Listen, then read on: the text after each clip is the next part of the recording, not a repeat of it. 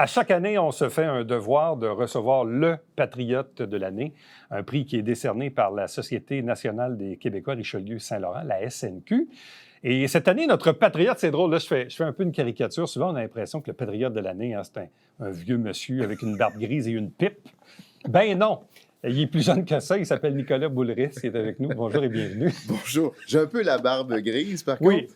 Mais, écoute, c'est drôle parce que la première chose que j'ai répondu quand on m'a offert ce prix, Je suis ben trop jeune. Est-ce que je suis assez vieux pour le recevoir?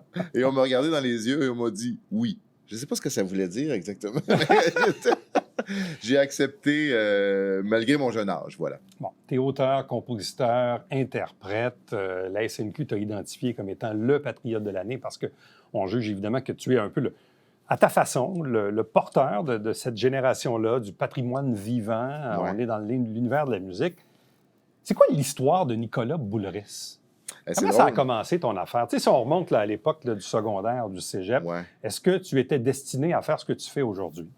J'en ai aucune idée. Si j'étais destiné, j'avais le goût de prendre la parole. Je pense que d'ailleurs mes parents te diront que je parlais tout le temps.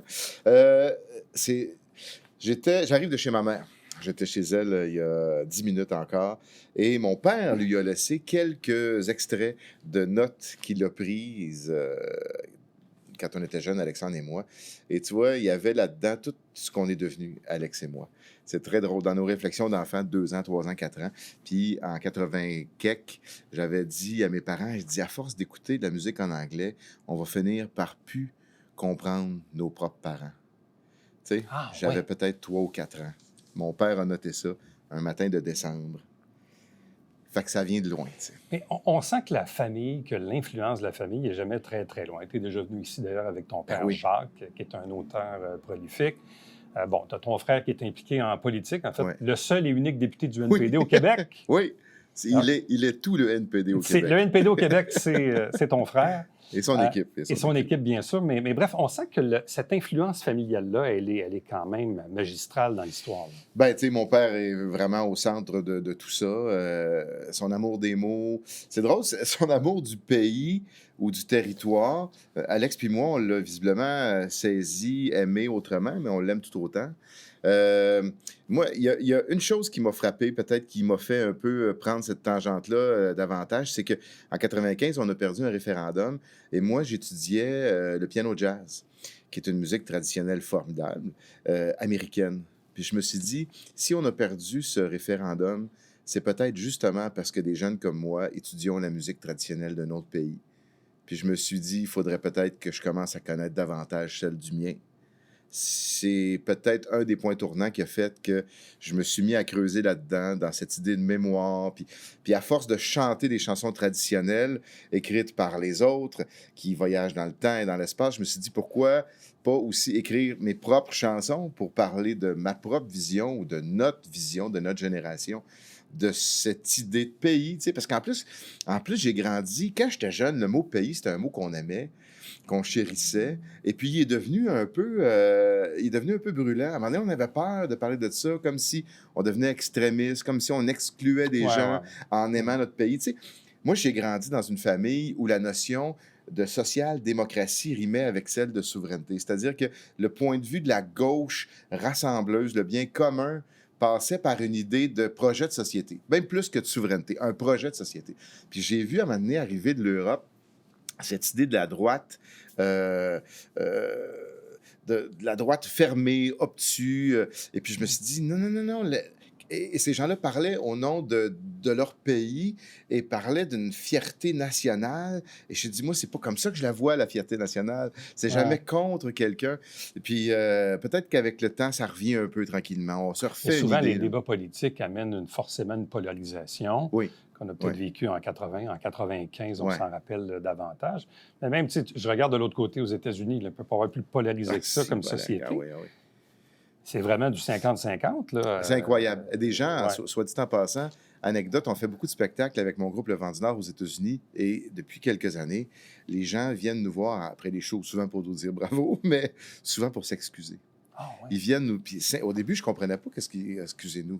Puis là, ils disent non, ils se sentent mal, ils sont honteux de ce qui se passe là-bas. c'est très complexe. Les États-Unis, c'est plein de pays dans un pays. Puis peut-être qu'au bout de la ligne, effectivement, on aurait peut-être avantage à avoir moins de fédérations et davantage de pays qui peuvent ressembler à une société distincte. J'ai déjà entendu un expert à la télé dire que les États-Unis, c'était le plus beau pays du monde, mais qu'il n'y avait qu'un seul problème. Le problème, c'est qu'il y a des Américains qui vivent dedans. Oui, il y en a plein. Mais c'est ça. Effectivement, c'est peut-être un de leurs plus gros problèmes. Mais c'est complexe, les États-Unis, c'est gigantesque. C'est un continent. On parle de musique traditionnelle. Ouais. Est-ce que je comprends aussi que, bon, on parlait de famille tantôt, ton père, oui, mais est-ce que tu as été aussi inspiré par ta grand-mère? Ben oui, ma grand-mère chantait, dansait, calait. Et puis, il y a quelque chose qui m'a bercé, là, au sens propre et figuré, là, ces chansons-là que je chante encore aujourd'hui. Dimanche passé, je faisais un spectacle, puis je parlais justement de ma grand-maman Alice. Puis je chantais une chanson qu'elle m'a apprise le mois de mai, un truc très connu. Cet amour-là des mots, du point de vue intellectuel, me viennent assurément de mon père. Peut-être que l'amour des mots, du point de vue vraiment ludique, peut-être vient de ma grand-mère. L'amour de ma mère, la folie de mon frère, tout ça, ça nous fait que... Mais il y a effectivement des rencontres avec des mots, des rencontres avec des livres. Il y avait... ça, j'ai écrit une chanson là-dessus, mais il y avait dans le coin de la maison, puis je pense que ce meuble-là est chez mon père. Il y avait une armoire, une magnifique armoire, faite par mon arrière-grand-père. Et cette armoire-là était un peu magique. Elle l'est toujours, probablement. Puis à chaque fois que j'en ai ouvert une des portes, je suis tombé sur soit un vinyle, un disque, un livre, un bouquin de toutes sortes. Puis ça a forgé, je pense, mon caractère. J'ai découvert là-bas les Patriotes, j'ai découvert là-dedans l'histoire du pays, j'ai découvert là-dedans des grands chanteurs, des grandes chanteuses, des mots, puis peut-être aussi le bois de l'arrière-grand-père qui chaque fois me parlait. Tu sais. En même temps, on regarde ça au Québec, musicalement, ça s'est beaucoup transformé. Là, quand on regarde les années 50, 60, 70, 80, arrivent des groupes un peu comme les Colocs. Peut-être pas du trad-trad, mais c'était une autre tangente. La bottine souriante, ça, c'était une autre affaire. Bon, et d'autres groupes également qui se sont créés. Le Vent du Nord, évidemment, qui est dans ton cas le tien au début des années 2000. De quelle façon il est arrivé, dans le fond? Qu'est-ce qui a mis la table pour la fondation du Vent du Nord? Cette idée-là, post-référendaire, là, cette idée de me consacrer à la musique traditionnelle, la rencontre avec Olivier Demers, qui est mon partenaire depuis super longtemps, qui avait le goût aussi de se lancer là-dedans. On a été aussi... Tu sais, on est bercé par des envies, des désirs, mais il y a aussi un paquet de chance, un paquet de hasard là-dedans. Tu sais. On a fait un premier disque, ça a marché, on a gagné un Juno. On s'est mis à travailler aux États-Unis avec des agents qui voulaient travailler avec nous. On a développé un marché, tu sais, puis on s'est fait prendre au jeu, c'est-à-dire qu'on s'est mis à parler du Québec partout ailleurs, sauf au Québec. On s'est mis à parler du Québec en Italie, on s'est mis à parler du Québec en Écosse, aux États, puis on a réalisé, je crois, en tout cas, je vais parler pour moi, j'ai réalisé qui j'étais et où j'étais à force de tenter de décrire ma situation géopolitique, ma situation littéraire, ma situation économique, ma situation culturelle. C'est ça qui a fait qu'on s'est pris, en tout cas, moi, je me suis pris dans ce filet-là et qu'aujourd'hui, je vois pas comment je pourrais faire autrement. Mais le public a aussi un appétit pour ça. Tu sais, je regarde dans l'histoire récente, bon, Salbarbe, évidemment, c'est plus acadien, tu vas me dire, mais... Louisianais aussi. Oui, mais tu sais, en même temps, ces gars-là, ils faisaient un truc pour...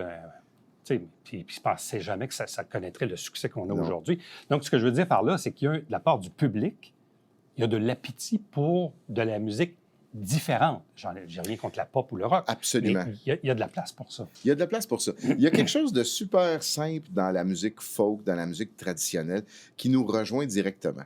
Il y a quelque chose de très... C'est tellurique, ça vient nous chercher. On va regarder les musiques d'Afrique de l'Ouest, par exemple, avec les griots, avec les trucs. C'est tellurique, c'est assis, on trouve ça impressionnant. Quand ces gens-là regardent la musique qu'on fait ici en tapant du pied avec la poudre de rythmie, ces chants, ils voient la même chose. C'est-à-dire, c'est tout le temps la même affaire partout sur la planète. Cette manière qui se transmet de génération en génération de chanter puis de danser, c'est touchant, c'est émouvant, c'est humain. 2015, album solo. Ouais. C'est un autre projet qui t'a amené ailleurs, disons. Mais ça, j'avais des chansons qui grandissaient, qui naissaient, en fait, dans un corpus un peu différent. Puis je me suis dit, OK, pourquoi pas essayer de les faire? Puis ce disque-là, je l'ai fait un peu pas en catimini, là, mais tu sais, j'ai pas voulu trop pousser. J'avais peur un peu de mettre le pied dans quelque chose. Puis finalement, j'ai bien aimé ça, mettre ce pied-là. Fait que depuis, il s'en est passé quelques-uns, puis jusqu'au tout récent Cool Trad qui vient de sortir. Ouais. Puis ça me permet d'aller ailleurs, ça me permet de ventiler autrement, d'aller chercher, puis d'aller parler de poésie davantage, d'avoir plus de liberté peut-être pour le faire. Ce Cool Trad-là est influencé justement d'un mouvement musical où on ralentit les tempos, le cool jazz. Et on essaie d'y faire se rencontrer à la fois la poésie des anciens, celle d'aujourd'hui, celle de l'oralité comme celle du littéraire. Le 17 mai prochain, au domaine Trinity, dans le secteur Iberville, évidemment, tu vas recevoir officiellement la Rose de La Rochelle. Oui. Le prix de feu, M. André La Rochelle, qui s'est longtemps occupé de la Fête nationale à Saint-Jean, duquel on s'est inspiré pour ce prix. Donc, ça s'en vient évidemment dans quelques semaines. Au travers de ça, dans le fond, ce que je constate, c'est probablement ce que la SNQ a constaté, c'est qu'un individu comme toi, avec ce que tu as fait, avec ton bagage, avec cette musique, ça fait partie de cette prolongation qu'on a à faire rayonner le patrimoine de notre culture, de notre société. Bien, j'espère que c'est ce qu'ils ont vu. Je pense que je tente de faire avec tous mes projets d'écriture ou de chansons, puis prendre la parole, le crachoir, comme aujourd'hui aussi, pour parler de comment est-ce qu'on peut s'arranger pour aimer cette culture-là puis cette langue-là. Tu sais. Si c'est juste ça que je peux... Ça à quoi je peux participer, ben hurrah. Parce qu'il y a toujours une menace qui nous guette. Ben oui. C'est ça aussi. Absolument. Mais à partir du moment où on apprendra à aimer ce qu'on est, pas se péter les bretelles pour toutes les bonnes et les mauvaises raisons, mais juste avoir assez d'estime de ce qu'on est pour penser, se dire oui, tu sais, au sens référendaire, si vous voulez, mais se dire oui à bien des égards. Et puis, être fier de cette diversité qu'on a, de cette culture-là, de cette manière unique au monde, qui est un métissage incroyable de culture, qui reste en mouvement. Pour moi, autant le patrimoine, autant la chanson traditionnelle, la mémoire, c'est quelque chose qui est en mouvement, c'est quelque chose qui va continuer de grandir. Il faut par contre y faire attention. Il faut la prendre par la main, cette culture-là, pour traverser la rue. Nicolas Boulris, patriote de l'année 2024. Félicitations encore une fois. Merci infiniment. Et bonne chance pour les projets futurs. Merci beaucoup. Reste avec nous. On vous revient après ceci.